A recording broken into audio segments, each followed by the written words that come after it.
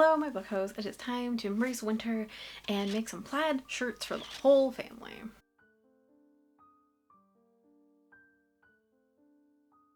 Hello and welcome to Bookhoarding by Bianca. I'm Bianca and I talk about fashion, crafts, costumes, and sometimes literary things. Today I'm going to talk to you about making a plaid shirt. Classic wintry attire, but specifically a pattern that I use not only for myself, but for my partner. I'm also going to give a few tips on working with plaids that I totally got from my class this semester. So let's hop on in. I will be talking about this new look pattern, which is New Look 6232. It comes in a women's cut and then a men's or unisex cut. I have had very mixed luck with new look patterns, which is why I wanted to talk about this today and why I think this is actually a great pattern to have in your repertoire as far as it's a good button-up shirt and it works for a variety of body shapes. I will say this might be hard to track down because it seems like fashion classes might use this pattern a lot, so just be on the lookout. And maybe set up an eBay alert, because I'm pretty sure people at the end of the semester will be selling their unused patterns, so just a heads up, that might be a good option. So one of my assignments this semester for construction was using this pattern to make a matching plaid shirt. Now I am not wearing the shirt that I turned in for my homework. I'm making the shirt that I made for me. The one that I made for my partner is actually the one that I more match stuff for. So I'm going to talk to you about using this pattern, but also some tips on working with plaids and plaid matching, which I know is really popular in the costume space. I will say off the top that overall this was really simple, really easy. The instructions were fairly clear, and I hope that maybe my instructions with this can help you if you have any issues along the way if you do try it. My first tip, which is the tip that I always have for working with commercial patterns, is look at the back and measure yourself. So I like to keep my measurements on a notes app, so I always have it wherever I am. If I'm out in the world and needing to like look at patterns in person and need to see if it fits, or you know, if I'm even online shopping, I just toggle over and I have myself and my partner's measurement, and I update those every once in a while just to make sure that I still have the correct measurements. The way that commercial patterns work is that you shouldn't look at the number for the size.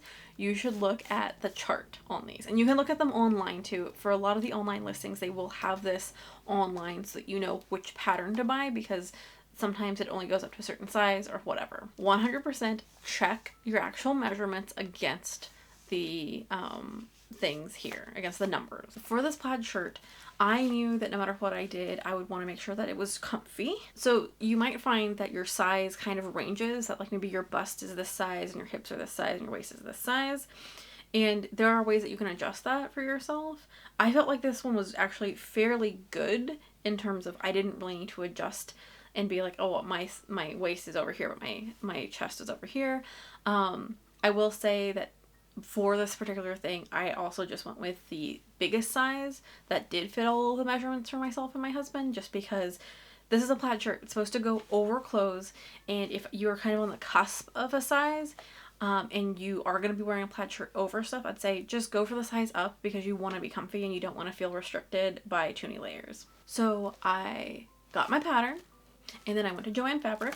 You can see that this is a Joann Fabric flannel that I got. Or is it a fleece? I guess it's technically a fleece. Anyway, I got this at Joann Fabrics, and I got enough for myself and my partner, and there's even some extra. But because I was specifically doing plaid matching, I got extra fabric. So when we talk about plaid matching, one, I want us to acknowledge that like it's not really the most sustainable use of fabrics unless you're using all the single scraps, because theoretically you will be using more fabric because you need to match lines. In doing that, here are some tips in terms of how I did it for this pattern, but also how you can do it for your pattern. So my first tip would be get 2 extra yards minimum of the fabric. Especially for me, I got 2 extra yards because I was doing this for me and my partner, so I knew that like we'd probably need a little bit of that wiggle room plus extra plaid, and now I can make a cool plaid dress one day. But just make sure that you check what the requirements are here and then add a yard at least, because you definitely want to make sure that you have enough, especially if it's a more narrow width of a fabric. You just want to make sure that you're going to have enough for the pattern matching. One of the tips that I learned in my class was that you also need to make sure that your plaid is balanced. I will link to a guide in my description that should walk you through how to balance your plaid and figure out if in store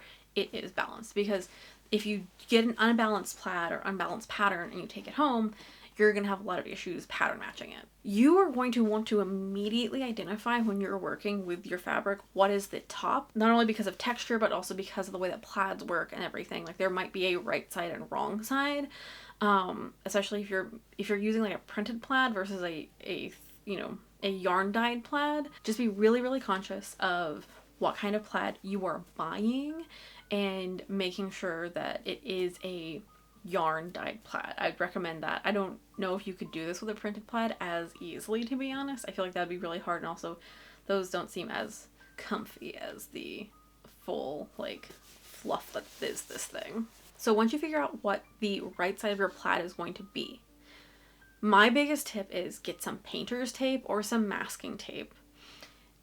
Tape that will easily come off your fabric and not just like pull any kind of fabric off of it or any fiber off of it, not leave a mark. And put that tape, like little bits of the tape, on the top right sides so that you know. You can even like write on them and label them. Obviously, like please be conscious of if you use marker on tape and you put fabric on top of it while the marker's still wet, it will leach that up. But my biggest tip is in some way mark what the right side of your fabrics are as you're cutting each piece. And even like when I had the fabric out and had initially laid it out, I put tape just in random parts on it just so that as I was cutting, I would know what the top was. Which brings me then to the next part, which is identifying dominant pattern lines. So for this, I decided that the white that you see here would be considered a dominant pattern line. I would say for yours, roll out a yard of it, look at it, and see what are the lines that seem like the biggest, most dominant lines here. Identify your dominant line. And this is going to be really critical because you need one that is vertical and you're going to need one that's horizontal. Like for me, I definitely just considered the white lines at their intersection. Those are the dominant lines. It's a little bit thicker going one way versus the other, but just identify which one is which. After you identify your dominant plaid lines, you then are going to go to the pattern itself. Now, there are multitudes of ways that people have matched their plaids for historical stuff. This is just one way of doing it that's really basic, which is to take your pattern, look at your pieces. Most patterns are going to tell you at least a few of these things. One is center front, especially for button-up shirt. You're going to know where center front is. The other is center back. And if it doesn't tell you where the center back is, you can just fold the pattern in half and find it. Especially for this, where the center back, except for the yoke, is one piece. And even the yoke, you can fold that in half and find the center back. You're then going to find the dominant vertical line on your sleeve, which is just going to be the middle of the sleeve. So that tells you where to line up all of your fabric pieces in terms of where the dominant line is going to start when you put it on when you put the pattern piece onto the fabric. You want to make sure that it is lined up from top to bottom on that line. For me, it was the white lines. You can see the white line going down here. If I turned around, you could see it in the back, although this one is not as pattern matched as my husband's is. When it comes to the facings and things like pockets, that's going to be a you choice if you want to make it that matched. So I decided to make my facings for this and my cuffs and everything just go diagonally. If you do not want that, and if you want to try to match them as much as you can, you will still need to mark then where they line up to the center vertical lines. If you're making the middle of this, the vertical dominant line, then you need to make sure your facing would be this white line. It would be here so that it would line up. I didn't do that for this because it's a pain to figure out exactly where it's going to hit for those things. So I'd suggest not doing it for this. You can also adjust and do the included facing into this and just fold it back and then have it automatically be built into your placket. It is up to you, but just know that it's kind of fine to just do it diagonally because then it's interesting and you don't have to worry about it. The same thing goes for little pieces like the arm tower placket, the cuff tower placket. What is the name of the thing? For my partners, I did have to pattern match it.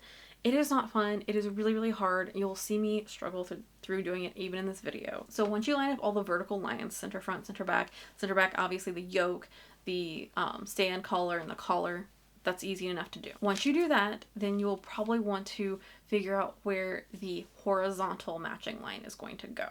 So that means you're going to want to say, hey, where does this also look good? Where is it going to align? Editing Bianca here to say sorry, say darts instead of notches. The best and easiest way to match up horizontal dominant lines is going to be your arm darts, because darts are where things match up, right? Like, you know that you have to put them in the same place. So choose the 2 arm darts that are going to be, there's one set in the front and one set in the back. Draw a horizontal line on your pattern across the whole thing, and then that's where your horizontal dominant line will go.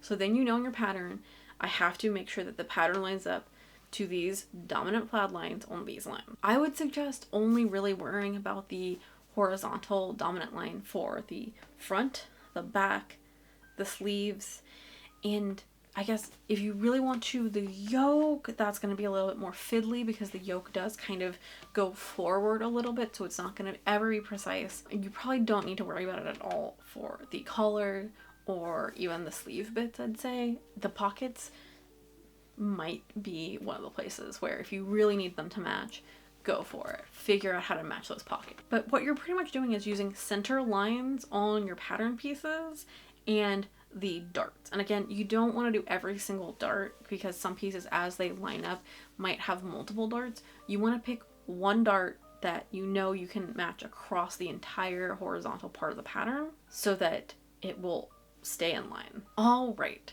let's get into the making of this shirt. The first thing you do is get the pocket, iron those seam allowances down, you fold it inside out, and sew down the side just like an inch or so, and you cut out this little like L shape from it so that when you fold it right side out, it will look nice and lay flat. So you're just going to want to carefully cut this because you don't want to cut through the seam, because you want to make sure that pocket will be strong. And you turn it inside out, turn the corners, and that's your pocket. Look at you, ready to go. Place your pockets where you want them on the shirt. You can see the tape here for where I marked the top right side, the outside of my shirt. Pin these in place. We are putting the pocket on first. Make sure to reinforce and double stitch that first stitch and the last stitch, aka like as you sew around it, you want to make sure that the edges that are taking the most strain get the most support. So edge stitch, top stitch around that. Some people reinforce with the second stitch like you do for jeans. It's up to you. Look at those beautiful pockets. Look at them. Okay. So next up, if you are using anything that uses the darts, you're going to want to align the darts. So I used pens and chalk to make this happen. Whatever method works for you, do it. But I am doing the back fisheye darts, and I have the full back piece there. I've aligned that pattern center. And I know it's center because of that white dominant line. And then I'm using pens to figure out where the pieces are supposed to go. You need to make sure that you not only put the fisheye darts in, you sew it, but I also iron these because it really, really is going to make a difference. Like, have your iron on the whole time. You really want to be able to iron everything so that it lays nicely as you're going, especially since you're sealing stuff in. Now, for the yoke in the back, you are self-enclosing the yoke. I have right side to right side, so that is the outside piece to the outside piece. And then I will be putting another piece under this. And the inside piece doesn't matter as much if it's right side or not because it's inside of, your clothes. I prefer to have like the inside / soft side against my body. Anyway, pin these down. So it's just going to be a little sandwich of the 2 yoke pieces and the back piece. Pin those down, and then you're going to want to stitch across there. You can, if you want to reduce bulk, trim that seam allowance down, but you don't have to. I don't think I did. Okay, so now that you've sewn that, iron that up just so it looks nice. And then you're going to want to get your front pieces that attach at the shoulder. So make sure that you're going to put right sides to right sides. And yes, we will be doing flat felled seams for this, so the seams will be nicely encompassed. But for now, just make sure that you're putting the right sides down. Oh, also, you should have put the dart into the front before you sewed the pockets down, but I forgot to, so, whatever. Now, you're going to want to pin the shoulder seams together, and then you're going to pull up the front pieces and the back pieces and kind of burrito them, and then pull that back yoke up. So you're only pinning the outside, front, and back to each other, and then you're going to take that inside one and flip it around and make this little burrito. And then what you'll do is you'll pull all of this inside out once you have sewn it together, and it will magically be correct. Okay, so then you're just going to sew a top stitch as far up as you want over that seam to kind of just reinforce it and keep it all together. The yoke seam, where the yoke meets the back. And then iron that and make sure it looks nice, and then there you go.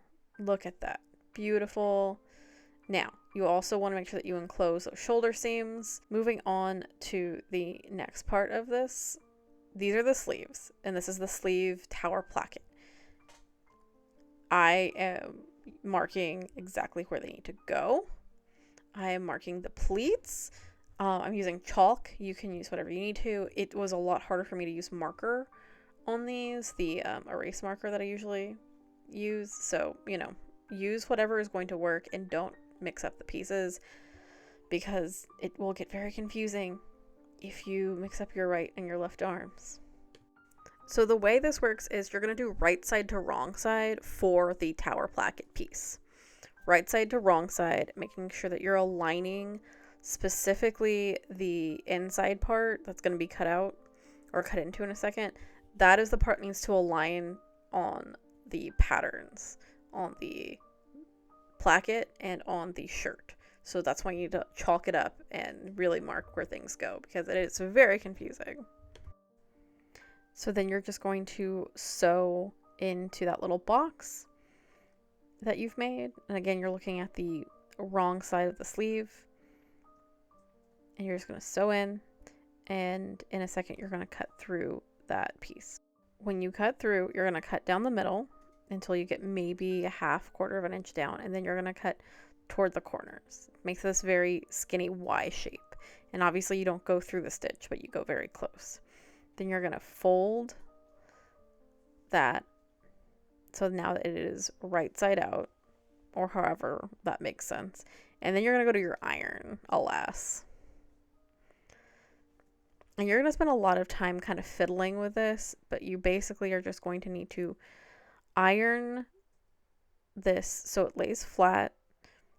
The part right there that I'm ironing just needs to be to the side for a second so you can steam it down and then come back to it later. But what you're going to want to do is make sure that top little part looks flat, because you will be sewing a bunch of stuff over it, and then flip this side down, steam it toward the other side of the placket, and then we're going to put in a seam allowance, a very scant seam allowance. Yeah, you can see you're steaming in that seam allowance, and then we'll be folding it one more time, and it should overlap just a little into the little hole that we cut in. It should not leave a massive gap. You will probably be like edge stitching right on top of the previous stitching area, and then you'll just iron that in place and then edge stitch that down. Alright, so after you've edge stitched that, then you will go, and this is the other sleeve, if it's a little confusing, sorry. You'll go and you'll fold the other side of the placket down. You'll steam it down so it lays flat, and then you'll steam in the seam allowances. And you could do this before. I don't like doing it before because then everything doesn't really lay flat, and it's kind of a mess. But you just go along the sides, the corners, fold in that seam allowance. This is very fiddly. If you don't get it right the first time, it's fine. Now once you have seamed all the seam allowances in, just fold it over so it lays nicely. So it should lay across a little bit of that gap. So there should be no massive gap here between the pieces. You can just steam that so it's in place so that you can go sew it down. But you can see there should not be a gap. It should overlap with the other piece. Then you edge stitch that down, and there you go. That's how it should look. It should look like there's an overlap. Now, this is where we put the interfacing in. The interface pieces are kind of a pain, but the best way to do this, the proper way to do this, is to have a cloth. I use a dish towel, a clean dish towel. Put that on top of my ironing board. Have the fashion fabric. Make sure that, you have the back side facing the sticky side of the interfacing. Now, I know that you're supposed to first, put the towel or whatever over it, but that never makes the interfacing stick in place. So I just put the iron directly onto the interfacing to get it to at least stick in place. If you don't like it, I don't care. That's my best method for making sure it doesn't slide before I start ironing through the other sheet. No, I'm not going to base this. I am tired and my hands hurt. Thank you. Okay, so then we're going to pin the sleeves into place, just because we do need to start getting all these things to connect and go back to the main body of this. You're going to sew along that sleeve line, and then you will be trimming and flat felling these.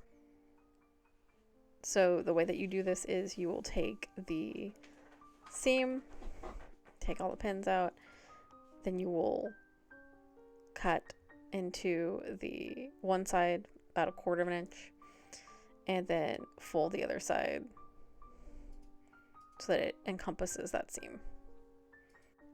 Then you're going to sew from the bottom through to the edge of the sleeves. So side of the shirt through to the sleeves. Once you have done that, then you can attach the cuffs. Only once, like the sleeve is actually a cylinder. Make sure that you have ironed down that seam allowance. And it's a little funky, but you basically are going to just sew along the edges. And you need that side folded down so that you can attach the sleeve easily. As you can see here, it's a little funky. You're basically going to be like folding it over itself and folding it inside out.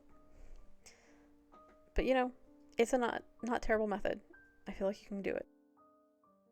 After you sew the part that you didn't iron down to the seam of the cuff on the shirt, you just pull everything out and pull it inside out. And then the cuff should lay nicely. Like if you pull the points and everything, you fold it inside out, you should see how it is kind of self-encompassing now because you did the work of already putting the seam allowance down. Then you just need to do the hem, so you just fold up twice. I tried to make this close to a 1/4 inch seam, but here we are. Then you will fold and iron the front placket. You want to make sure that like all that stuff has the seam allowances and everything at the ready. I like to iron it halfway just so I know what the center is going to be. You'll do, right side to wrong side, sew it in the inside first, pull out the pins, fold it over, and do an edge stitch. Then you're doing the collar.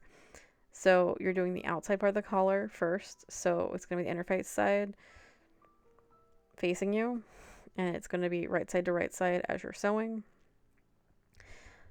You will be clipping the excess fabric. I don't think the pattern tells you to do it, but you really need to clip the excess fabric. So a scant like 1/4 of an inch if you can, especially with really thick plaids and fabrics. You really need to trim that. Okay, so then you have the collar, the right sides to right sides. I interface that. You're going to sew along that seam allowance along the outside, and then you also need to very closely trim that. The corners can be much closer. Leave a couple threads, and then you're going to sew that down. So you're sewing that encompass piece right side to right side along the stand that you installed. Now to enclose the whole seam, make it nice, you need to take the other piece and steam in, iron in those seam allowances as you see here. And that's going to be your guide for the next part. So the curved side of that collar is going to be the side that you are sewing down and pinning down. And you're going to see it's right side to right side, and that's that seam allowance that you ironed up is right there, and you'll sew that down next. But after you iron that, you need to trim all that excess because this is going to be a lot of layers of fabric. Then you fold over that piece that you made, and again, it should self-encompass as you see there. the seam for that collar. You can pin it down if you need to, and then you're just going to stitch along that line so that you encompass all of that collar seam. And once you finish that, you're pretty much done with the sewn garment itself. The next thing is going to be the buttons. So I use my buttonhole extension for my sewing machine. You put the button inside of it, clip that down to where it needs to be, pop that on, and then pull that little lever down between the two pieces. You then select the buttonhole stitch you want. Again, this is a Brother SE600, so just check how your machine works. But figure out the buttonhole you want, and then I never sew a buttonhole without testing it on scrap first. I want to make sure that everything is correct. Sometimes the machine will beep at me and be like, this isn't, threaded or something. So just make sure that you do this. I like to do it once just so that I know, one, where the buttonhole is going to start, if the buttonhole looks right. For this particular thing too, I want to make sure that I have the exact buttonhole placement correct, because the placket is a certain size, which actually I feel like even for my small buttons, it wasn't enough space, but whatever. So as I'm doing this, I do have my hands here to help guide the fabric just a little bit. I'm not like pushing or pulling the fabric much. I'm just, I'd say like supporting the weight of it, just because there's so much fabric here and so many layers. So I'm trying to help my machine a little bit. So I just use a seam ripper and just plunge it down at the edge of the buttonhole and rip it up through to the stop at the end. You can use really sharp thread scissors or whatever works for you. Then you sew the buttons down, and then voila, you have a shirt. Now, I didn't put enough buttons on this the first time, so I add more buttons. But here we are. Then you're done. Look at that. You've got yourself a plaid shirt. Okay, and then I had my own shirt, and this is the making of specifically the feminine cut that has the fisheye darts in the back. You don't have to do those. I used the other pattern for my husband. I will say that, and he has this problem with everything, the neck does not close on him. The neck is not wide enough for him, but like the rest is. So, it is what it is, but he never has button-up shirts that do match him. So I just need to make him a custom shirt one day. Just make him a custom button-up pattern one day, but not this day. So after I made myself a shirt, I decided to use some scraps and cut the bunnies their own little bandanas, and so I put some little Velcro on the edges and just wrapped them in their little bandanas and trooped the whole family outside to take some fun holiday photos. Anyway, I honestly never thought I'd make a plaid shirt, especially for the family, because I'm like, that's a little cheesy, but also kind of cozy and kind of fun cheesy. And I was really glad that I did. I'm super glad that I learned how to do this. I don't think I will be as intensely pattern matching another shirt. If I do one, I think I'll probably just choose a pattern that is not plaid. But who knows? Maybe one day I'll be really bored. I hope this was helpful. If you do decide to make this, please let me know. I just thought this was a really good investment in terms of one pattern that does fit a kind of variety of body shapes. And I hope my advice on like pattern matching and finding your size and everything is useful to folks who also are like, I need to make this like quintessential thing, which is a matching plaid for my family. It's really hard, but once you do it the first time, it does get easier, and you do think of little things like making things diagonal instead of making it all matchy match. Now, if you'll excuse me, I have to go finish making some pants for a final, because what am I doing with my life? If you are interested in leaving me a tip or becoming a patron where you get early access to my builds and videos, please do check out the links in my description. To everyone else going through finals, good luck, and to all of us, thank you for joining me, and don't forget to make it so.